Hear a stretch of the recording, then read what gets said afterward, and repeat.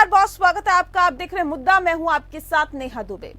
आतंक का सरपरस्त पाकिस्तान और मौका परस्त चीन के बीच लगता है दोस्ती में दरार आनी शुरू हो गई है।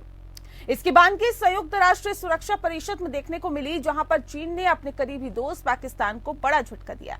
संयुक्त राष्ट्र सुरक्षा परिषद यूएनएससी ने पाकिस्तानी आतंकी अब्दुल रहमान मक्की को वैश्विक आतंकी घोषित किया।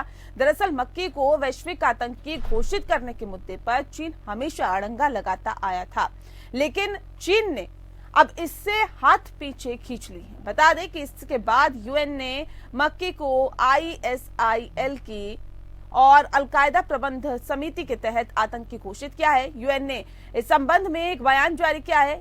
बयान में कहा गया है कि यूएन की समितियों ने 16 जनवरी 2023 को अब्दुल रहमान मक्की को वैश्विक आतंकी घोषित किया। इसके बाद दुनिया भर में मक्की की संपत्ति को फ्रीज किया जा सकेगा। इसके अलावा मक्की की यात्रा पर भी प्रतिबंध रहेगा। चीन ने पाकिस्तान समर्थित आतंकवादी के खिलाफ पहली बार ठोस कदम उठाया है। वहीं बीते साल जून में भारत ने मक्की को वैश्विक आतंकी घोषित करने के लिए यूएन में प्रस्ताव लाया था। बता दें कि चीन ने इस पर अड़ंगा लगा दिया था, जिस वजह से मक्की को वैश्विक आतंकी घोषित नहीं किया जा सका था। इसको लेकर भारत ने चीन को लताड़ भी लगाई थी। अमेरिका और भारत मक्की को पहले ही वैश्विक आतंकी घोषित कर चुका है। जमात उद दावा और लश्कर ए तैयबा का डिप्टी चीफ मक्की 26/11 आतंकी हमले के मास्टरमाइंड हाफिज सईद का बहनोई है। बता दें कि लश्कर ए तैयबा को फंडिंग में उसकी महत्वपूर्ण भूमिका है। 75 साल का मक्की मुंबई बम धमाकों में भी शामिल रह चुका है। उस पर जम्मू कश्मीर के युवाओं को गुमराह करने और उन्हें आतंकी संगठन में भर्ती करने का आरोप भी लगता रहा है। अब जिस तरह से चीन ने आतंकी मक्की को ग्लोबल आतंकी घोषित होने में अड़ंगा नहीं लगाया, उससे साफ तौर पर जाहिर होता है कि कहीं ना कहीं चीन आतंक के मामले में पाकिस्तान से दूरी बना रहा है। और ये दूरी संदेश दे रही है कि चीन और पाकिस्तान के बीच रिश्तों में दरारें आ गई है।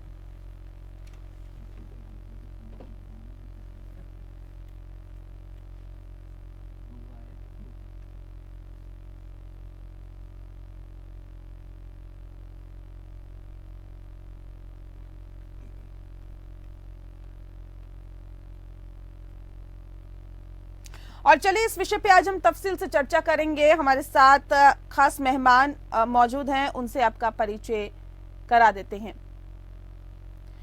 इस वक्त हमारे साथ जितेंद्र ओझा जी हैं, स्ट्रेटेजिक अफेयर एक्सपर्ट है। सर बहुत स्वागत है आपका। मंजू सेठ जी इस वक्त हमारे साथ जुड़ गई हैं, जो कि पूर्व राजनयिक हैं। आपका भी बहुत स्वागत है। जितेंद्र जी, चीन हमेशा से ही आतंकियों को बचाता रहा है और हमने कई मर्तबा देखा है कि इंटरनेशनल लेवल पर किस तरह से चीन अड़ंगा लगाता है और पाकिस्तान की मदद करता है, आतंकियों को बचाता है। लेकिन इस बार चीन ने ऐसा नहीं किया। इसके पीछे की वजह आप क्या मानते हैं? देखिए, क्या वजह है ये तो पब्लिक डोमेन में आएगी नहीं, लेकिन मेरा असेसमेंट आपसे थोड़ा सा अलग है। मैं नहीं समझता हूँ कि बहुत ज्यादा बदलाव आने वाला है। फिलहाल चूंकि पाकिस्तान दरिद्रता के अंदर घुस चुका है, कगार पर नहीं दरिद्रता में पहुंच चुका है, और ऐसी स्थिति में उसे दुनिया के तमाम देशों की गुडविल चाहिए, उसे एड चाहिए, बहुत रिलीफ चाहिए, और इस वजह से उन्हें कुछ न कुछ करना है। और एक आप देखिए कि पाकिस्तान में दूसरा ट्रेंड ये रहा कि ये लोग जब भी जरूरत पड़ती है तो अपने ऐसे स्ट्रेटेजिक टेरर एसेट को भी सैक्रिफाइस करने से नहीं चूकते। अब देखिए कि बाजवा पे बहुत बड़ा इल्जाम लगा है कि 12 बिलियन से अधिक पाकिस्तानी रुपए में उन्होंने अपने सिर्फ आर्मी चीफ के दौरान ये चोरी किया। उसके साथ जितने उनके आर्मी के लोग हैं उनके बारे में कहा जा रहा है कि किस तरीके से वो लूट रहे हैं। पाकिस्तान के पॉलिटिशियन जो हैं वो भी एकदम अय्याशी की जिंदगी जी रहे हैं। पाकिस्तान की जनता बेहाल है, उनमें कोई टैक्स नहीं देता। आप देखिए कि वहां पे जो है पब्लिक रिसोर्सेज को लूट करके अमीर होने के लिए है, और पूरी दुनिया उनको किस वजह से मानती है? क्यों? क्योंकि उनके टेररिज्म में बहुत अधिक दखल है।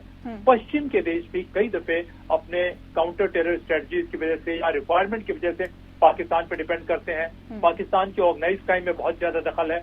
तो ऐसी स्थिति में अगर चीन जो है कभी पाकिस्तानी इस्टेब्लिशमेंट के कहने पर भी अगर एक आध दफे आंख बंद कर लेता है तो उससे हालात में बदलाव नहीं आएगा। पाकिस्तानी मिलिट्री को लगता है कि अगर ये मक्की चला भी गया तो किसी और को बुला के वो कुछ न कुछ बना देंगे। ऐसे टेररिस्ट की अपना तो कोई वजूद है ही नहीं। ये सारे जो है पाकिस्तानी मिलिट्री इस्टेब्लिशमेंट के क्रिएट किए हुए हैं। तो इस वजह से ठीक है, ये टेम्पररी टैक्टिकल रिट्रीट है या टैक्टिकल मूव है आप कह सकते हैं, लेकिन मैं नहीं समझता कि पाकिस्तान में हालात अगर ठीक होते हैं तो पाकिस्तान का रवैया बदलेगा।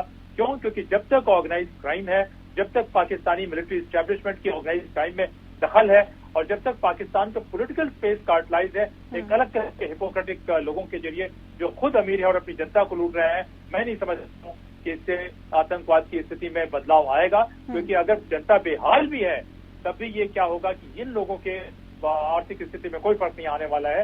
इनको जहां मौका मिलेगा। तो सर हम इस तरह से इसको ले सकते हैं कि पाकिस्तान के समर्थन से कि चीन ने ये कदम उठाया कि ठीक है, कम से कम अगर एक आतंकवादी को जो है उसको वैश्विक आतंकवादी घोषित कर भी दिया जाता है तो कम से कम एक तरफ ये भी रहेगा कि चीन जो है उसकी भी नीति आतंकवाद के खिलाफ स्पष्ट है, दूसरी तरफ ये भी रहेगा कि पाकिस्तान भी इस पे देखिए कुछ बोल नहीं रहा। तो क्या ये एक कहा जा सकता है कि सोची समझी रणनीति के तहत ये कदम उठाया गया है? बिल्कुल ये सोची समझी रणनीति है कि ये इस तरीके से यहाँ पे अपनी वो दिखाएंगे, अपनी सिंसियरिटी दिखाएंगे तो इंटरनेशनल एजेंसी से अपने देशों से उनको एड मिलेगा और उस वजह से उन्होंने ये काम किया है। और इनका हमेशा से ट्रेंड रहा है कि अफगानिस्तान में भी देखें कि जो भी जरूरत पड़ती है तो किसी को सैक्रिफाइस करना हो आराम से सैक्रिफाइस कर देते हैं अपने एजेंडा के तहत। इस वजह से उन्होंने एक टैक्टिकल सैक्रिफाइस किया है। कोई कहता है कि इनकी उम्र 68 साल है, कोई कहता है 67 साल है, वैसे भी स्पेंट फोर्स है, इनके पास बहुत कुछ रहा है, तो इनका अगर एसेट वगैरह फ्रीज भी हो जाए तो पाकिस्तान के ना तो इंफ्रास्ट्रक्चर पे बहुत ज्यादा फर्क पड़ेगा तो पाकिस्तान के क्लाउड पड़ेगा। तो मुझे ये लगता है कि इन दोनों ने डिसाइड किया है पाकिस्तान ने कि चलिए इनको करने दिया जाए और वो अपने हाथ के से झाड़ लेंगे और ये इन्हें मान बना के कर दिया। जितेंद्र जी, लेकिन एक सवाल ये भी उठता है कि देखिए चलिए ठीक है, सहमति से हुआ होगा, ये कदम सहमति से उठाया गया होगा, लेकिन इसके साथ साथ पाकिस्तान किस तरह से आतंकियों को पनाह देता है ये किसी से छिपा नहीं है। लेकिन उसके बावजूद भी वहां की आवाम, वहां के लोग और वहां की सरकार, वहां की सेना हमेशा उनका समर्थन करती रहती है। अब ऐसे में जब इस तरह से वैश्विक आतंकी घोषित कर दिया गया मक्की को, तो उसके बाद क्या लगता है पाकिस्तान में क्या संदेश गया होगा कि हमारी सरकार हमारे साथ नहीं है? देखिए पाकिस्तान में तो अभी लोग बहुत बेहाल हैं, तो उनको संदेश नहीं गया होगा। पाकिस्तान की जनता को उन्होंने 2-3 जनरेशन को ब्रेन वॉश कर दिया है कि तुम्हारी जिंदगी का मकसद ही है हिंदुस्तान को तबाह करना। बच्चा पैदा होते ही कहता है कि वो जो है हिंदुस्तान को तबाह करेगा, हिंदुओं का कत्ल करेगा, तो उनको जो है सोच समझ आता नहीं है। और ऐसे में चूंकि जनता खुद बेहाल है तो उनको समझ में नहीं आ रहा है, वो अपने लोगों को एक वक्त से अधिक खाना नहीं मिल पा रहा है, न तेल मिल रहा है, न चीनी मिल रहा है, न आटा के लिए लड़ाई हो रही है। तो ऐसी स्थिति में जनता को कोई फर्क नहीं पड़ता है। ये पाकिस्तानी मिलिट्री एस्टेब्लिशमेंट का और इनका ये है कि गाज इस तरफ नहीं आए कि लोग सवाल पूछना शुरू कर दें। ऑलरेडी पूछ रहे हैं कि भाई बजवा के पास इतने ज्यादा पैसे कहाँ से आए, कोई पिज्जा के कितने फ्रेंचाइजी, कोई लेफ्टिनेंट कर्नल था वो इमरान खान की सरकार में था, इमरान खान का असिस्टेंट था, वो इसलिए बना लिया। ये तमाम लोग सवाल नहीं पूछे तो उन्होंने कहा कि चलो अभी ऐसी स्थिति आई है इसको कर देते हैं। लेकिन ऑर्गेनाइज क्राइम जो है अभी भी वो चल रहा है और ऑर्गेनाइज क्राइम के पैसे पाकिस्तान के मिलिट्री एस्टेब्लिशमेंट प्रॉपर्टियर करती है और करती रहेगी। तो मैं समझता हूं कि इससे बहुत ज्यादा बदलाव आएगा।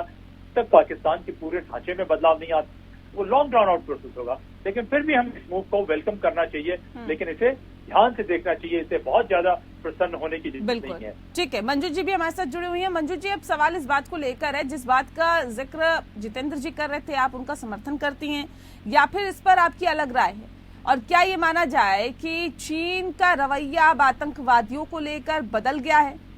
कितना इत्तेफाक रखती हैं आप? बिल्कुल सही कह रहे हैं वो, क्योंकि ये कोई मेजर चेंज आने वाला नहीं है, लेकिन उनको समझ आ रहा है थोड़ा बहुत चीन को भी कि जो टेररिस्ट है वो टेररिस्ट है और कब वो उनको भी अटैक कर दे। और उनके जो देश में भी जो वो क्या कहते हैं लोग बैठे हैं वहाँ पे शिनजियांग में, तो उइगुर्स जो हैं उनको भी कब उकसा दे टेरर एक्टिविटी के लिए। तो उनको थोड़ा समझ आ रहा है चीन को भी कि बिल्कुल टेररिस्ट जो है वो टेररिस्ट होता है, वो किसी का वो फ्रेंड नहीं होता है। और वो कभी भी, जैसे पाकिस्तान में भी उनके जो जिनको सपोर्ट कर रहे थे उनके अगेंस्ट भी हो रहे हैं टेररिस्ट, जो तहरीके तालिबान थे वहाँ के पाकिस्तान के, तो वो उनके अगेंस्ट अटैक कर रहे हैं। तो इनको समझ थोड़ा बहुत आने लग गया है कि ये एक्शन लेना जरूरी है। और टेरर इज टेरर, और टेररिस्ट एक टेररिस्ट है। आप ये मत कहिए कि इंडिया के अगेंस्ट है या उसके अगेंस्ट है। जो टेररिज्म की एक्टिविटी में इंडल्ज कर रहा है उसको टेररिस्ट अभी जितेंद्र जी कह रहे थे, देखिए इसमें भी कहीं ना कहीं साजिश है। जो चीन है, ये जो फैसला उन्होंने उठाया है ये भी सोची समझी रणनीति के तहत पाकिस्तान को समर्थन देने के मकसद से ही उठाया गया। इसके पीछे ऐसा नहीं है कि पाकिस्तान को ये बताना कि आपके यहाँ के लोग आतंकवादी है, या फिर मक्की को हमने आतंकवादी घोषित करवा दिया, उसमें बीच में हमने कुछ बोला नहीं। कह रहे हैं कि मकसद कुछ और है और इसके पीछे सिर्फ और सिर्फ एक मकसद है कि उनका समर्थन करना। इत्तेफाक रखती हैं आप? हाँ बिल्कुल, पाकिस्तान का तो समर्थन वो रखेंगे ही, हर हालत में रखेंगे। उन्होंने तो कह ही दिया है, पहले भी स्टेट किया, अब भी स्टेट कर रहे हैं वो कि वो हमारे ऑल टाइम फ्रेंड हैं और ब्रदर हैं हमारे। हम बिल्कुल वो तो सपोर्ट करेंगे। उनका जो मकसद है कहीं ना कहीं पाकिस्तान की तरफ भी झुकाव उनका तो बना हुआ है, उसमें कोई दो राय नहीं है कि वो पाकिस्तान के खिलाफ जाएंगे। पाकिस्तान ने भी कहीं इसमें यस बोला होगा तभी ये हुआ है, क्योंकि उनको उनसे कुछ खतरा लगा होगा, मुझे लगता है ऐसे। ठीक है जितेंद्र जी, अब क्या कदम उठाए जा सकते हैं मक्की के खिलाफ? क्या प्रोसीजर आगे का रहता है जब वैश्विक आतंकवादी घोषित कर दिया जाता है? क्योंकि अमेरिका पहले से ही कह रहा था, भारत भी लगातार कह रहा था, लेकिन चीन अड़ंगा लगाए हुए था। अब चीन ने भी रास्ता साफ कर दिया है, वैश्विक आतंकवादी घोषित हो जाते हैं, उसके बाद अब क्या आगे की कार्रवाई रहती है? देखिए, ये तो कुछ बहुत ही डेजिग्नेटेड टेररिस्ट होते हैं, तो उनको खास करके सैंक्शन किया जाता है कि ना तो वो ट्रैवल कर सकते हैं, ना कोई जो भी उनके एसेट नहीं पे भी वो सारे फ्रीज किए जा सकते हैं, और उनके अरेस्ट करने के लिए भी जो एक देखे कि ये इंटरनेशनल वारंट होगा, सारे लोग ऑर्गेनाइज रहेंगे कि इनको अरेस्ट करने में मदद करने की, ये कहीं पे भी छुपे कुछ भी करें। तो ये एक कार्रवाई चलती है, लेकिन ये आप देखें तो मीडिया में पढ़े तो उसका स्टेप जो है आपको आ जाएगा। लेकिन हमारा मकसद होगा कि अब इसके बाद क्या होगा। देखिए, कुछ भी क्यों ना है, आज की तारीख में पाकिस्तान पर दबाव है, क्योंकि दबाव इस वजह से है कि पूरी दुनिया कह तो रही है कि भाई आपकी पूरी सरकार जो है, जो मिलिट्री एस्टैब्लिशमेंट खुद पैसे चोरी करने में लगी हुई है, जनता में भी उसको लेके बहुत अधिक रोष है, और उसने टेररिज्म और ऑर्गेनाइज क्राइम का धंधा किया है इस फौज ने। देश में जो है अपने देश के एसेट्स को भी लूटती रही है, और कई जनरेशन पाकिस्तानियों को इस तरीके से ब्रेन वॉश कर दिया गया है कि उनकी सोचने की ताकत खत्म हो चुकी है। तो इस स्थिति में मेरा ये ख्याल है कि हम सिर्फ पाकिस्तान या हिंदू मुस्लिम इस तरीके से बिल्कुल नहीं सोचे। पाकिस्तान में जो भी सेन लोग हैं, अगर थोड़े बहुत तो जरूर होंगे 2-4%, उनको इंटरनेशनल प्रेशर बनाया जाए कि भाई देखिए, पाकिस्तान में पूरा मिलिट्री एस्टैब्लिशमेंट ये हटना चाहिए, चेंज होना चाहिए, इनकी कोई रिक्वायरमेंट नहीं है। आज देखिए, 1950 के दशक में पाकिस्तान के पास सबसे फर्टाइल लैंड जो है सब कॉन्टिनेंट की पाकिस्तान के पास थी। क्यों? क्योंकि जब इंडस वाटर बेसिन जब डेवलप हुआ तो उसका सिस्टम ये होता है कि जो मुहाने पे जो इलाके होते हैं उसका डेवलपमेंट हुआ है, तो सबसे अधिक फर्टाइल लैंड, सबसे कम लोग, बहुत कम, और उसके बाद जो है अगर आप देखिए कि एसडीआई पैरामीटर्स तो उस समय नहीं बने थे, लेकिन उस पर अगर कैलकुलेशन करें तो पाकिस्तान जो है एशिया में पहले 5 में आता, भारत से कहीं बहुत अधिक आगे था। पॉवर्टी बहुत कम थी, क्यों? क्योंकि पॉपुलेशन बहुत कम था, कुछ लोग ये करके लेके गए थे। उस देश को यहाँ के कुछ मौका परस्त बेईमान किस्म के लोग, जो कि कम्युनिज्म का है या टेररिज्म का धंधा करके हिंदुस्तान के खिलाफ नफरत फैला के उन्होंने वहां की जनता को बेवकूफ बनाया और बर्बाद कर दिया। तो इस वजह से मेरा ख्याल है कि अब अगला स्टेप ये होना चाहिए कि किस तरीके से पाकिस्तान पे इंटरनेशनल प्रेशर बने सभी लोगों को लेके कि देखिए, यहाँ की मिलिट्री ऑर्गेनाइज क्राइम और इसमें शामिल नहीं होगी, और बजवा जैसे लोग, वहां के लोगों की हम मदद करें कि बजवा ने कहाँ चोरी किया है, मिलिट्री एस्टैब्लिशमेंट के लोग कहाँ चोरी किया है, उनके अगेंस्ट पे भी सैंक्शन करने की जरूरत है, क्योंकि इनके बगैर तो मक्की तो आता ही नहीं। ये लोग तो मक्की के असली सूत्रधार हैं। तो सबसे अच्छा तो तब होगा जब पाकिस्तान मिलिट्री के 500 अफसर जो इस तरीके से टेररिज्म में आते हैं उनको भी डेजिग्नेटेड टेररिस्ट घोषित किया जाए या करप्ट घोषित किया जाए, और उनके एसेट जो पाकिस्तान के बाहर हैं उसको फ्रीज किया जाए, और उस एसेट को फ्रीज करके पाकिस्तान की कोई अच्छी सिविलियन एस्टैब्लिशमेंट है उसको दिया जाए कि वो वहां की जनता में खर्च करे। और पाकिस्तान के लोगों को हम आश्वासन दें कि भारत से पाकिस्तान के लोगों को बिल्कुल खतरा नहीं है। अगर खतरा पाकिस्तान के लोगों को है तो वहां की उनकी मिलिट्री एस्टैब्लिशमेंट से है। अगर इस तरीके से चलते हैं तो पाकिस्तान में थोड़ी बहुत इंसानियत आएगी, और पाकिस्तान में इंसानियत आएगी तो इस दुनिया में मैं समझता हूं कि अपराध और आतंकवाद दोनों कम होंगे। जी ठीक है मंजू जी, मैं आपका रुख कर लेती हूँ, क्योंकि देखिए पाकिस्तान सुधरेगा या नहीं सुधरेगा ये तो आने वाला वक्त ही बताएगा, उम्मीद तो ऐसे नहीं की जा सकती। लेकिन मंजू जी, अब सवाल ये है कि देखिए चीन ने अड़ंगा लगाना कम से कम बंद किया इस विषय पर, ये बहुत महत्वपूर्ण थोड़ा सा कम किया, एक एक्सेप्शन है चीन का जो है, बिल्कुल अपवाद है, नहीं क्या? जी जी, अपवाद है। चलिए यहाँ पे तो नहीं लड़ाया, मैं ये कह सकती हूँ जितेंद्र जी, ठीक है। एक इंसिडेंट है, अगर 2-4-6 महीने करते हैं तब हम मानेंगे। ठीक है, तो मंजू जी क्या लगता है कि चीन और भारत का रिलेशन इसके बाद कुछ प्रभाव पड़ेगा? क्योंकि हम देख रहे हैं किस तरह से गलवान घाटी में अभी भी जो हालात है वो ठीक नहीं है, उनकी तरफ से अभी भी कहीं ना कहीं कोशिश की जाती है, परेशान करने की कोशिश की जाती है, कोशिश ये की जाती है कि जो विस्तारवादी नीति है उसको और हवा दी जाए।